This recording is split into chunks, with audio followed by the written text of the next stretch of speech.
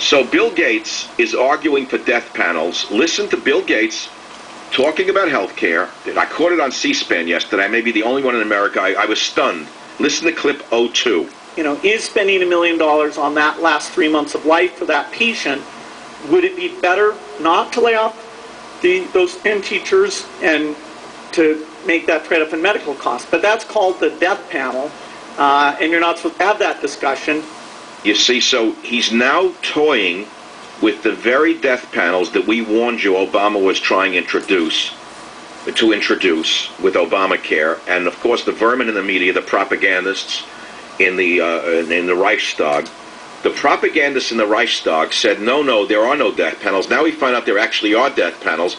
So they're using the greatest salesman of all time, Bill Gates, with his ecology look, to peddle the death panel idea. Now he then attacks specialists in medicine. Listen to clip 3. One statistic that jumps out is we have 3 times as many specialists as we have general practitioners.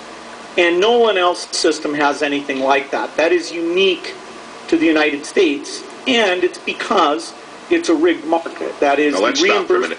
Now, I want to ask you something. Do you actually think that Bill Gates would go to a general practitioner if he had something serious wrong with himself? He'd go to a so-called specialist, the best in the land, wouldn't he? And it wouldn't be found in Cuba. It'd be found somewhere, or perhaps maybe in Seattle. I doubt it.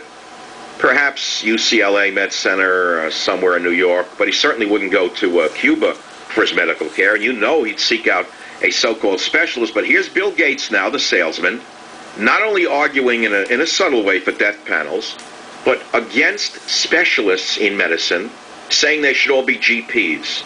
And perhaps next he will argue that we shouldn't have any Americans going to medical school anymore because they're spoiled and they speak English that's too good. So we should bring more people in from Pakistan to be doctors. This is unbelievable to me. Now listen to clip 5. This is the best of them all in clip 5. In Medicare, if you can get your asthmatics to have acute episodes, you get rich. And if you teach them how to take their medicine and how to do the right things, you go to the poorhouse. So here is Bill Gates now attacking doctors, calling them corrupt, saying that they're all corrupt. And it's unbelievable to me how he suddenly threw himself into this discussion. I wish old Bill Gates had shown his true colors back when Obamacare was being shoved down our throats by Nancy Pelosi. But Nancy Pelosi, with the hammer, she just hammered it down our throats. And now Bill Gates suddenly is telling us that there are death panels, we don't need specialists, etc., and so on. Now, having said that, if you ask me, do we need revisions in the healthcare model in America? Yes, we do. I have a much simpler solution that wouldn't upset too many people and would get rid of the grifters. And that's called a $15 to $25 copayment for every single doctor visit. I don't care if you're a bum in the street. You have to pay a copayment. I don't care if you have to go collect cans or you have to pick up whiskey bottles and turn them in for 5 cents a piece. You're going to pay a copayment every time you get fallen down in the street. We're not picking you up anymore unless you pay for it. We can't afford it anymore. Treat yourself better and you won't be laying in the gutter. Or stop grifting the system by visiting 5 specialists a week for nothing. Of course you're going to have people who have nothing in their life to go and listen, have their troubles listened to by a doctor. They love nothing better than to march in with their folder and have a nice young man or young woman pay attention to them because no one else wants to listen to their complaints anymore. So they sit there, this hurts, I got a crank in my back, and how was it, and how did it touch, and how long did your mother live, and it hurts me in here, touch me on the heel, that hurt. And there, over there, touch me here. Can you touch my ear? I need a trim. Give me the nails. I want the nails done, by the way. Can you do a pedicure? And then the next day they go to another one. Now, Obama is so whacked out on this subject that he actually introduced that we are going to have to subsidize mental health care on top of it all.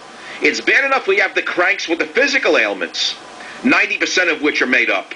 Now the cranks are going to come in with mental disorders that we're going to have to pay for. Who's going to pay for this? You're going to pay for it? It's impossible. Let's use a liberal word. It's unsustainable. Does that work for you? Let's use a liberal word. It's unsustainable. Everything Obama has created before he went off on vacation is unsustainable. Virtually everything he's touched is unsustainable. Everything. Including Michelle's trip to Spain at $75,000 a day. Unsustainable. Only there's no song called Unsustainable You.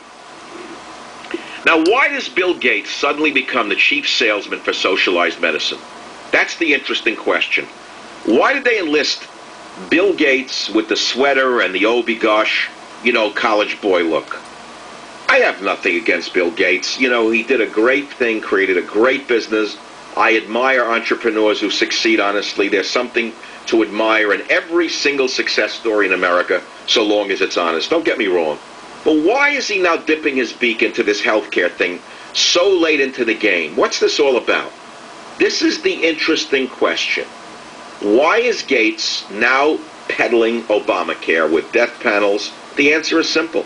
The man's corporation employs, hundreds of thousands? I don't even know how many people are employed by Microsoft.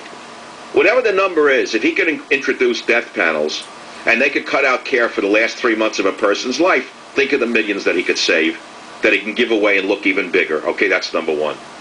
And number two, there is a somewhat rational argument to be made for less medical care at all levels, incidentally, never mind just in the last 3 months of life. I have limited medical care for myself and my family to almost the last emergencies. We go only in emergencies.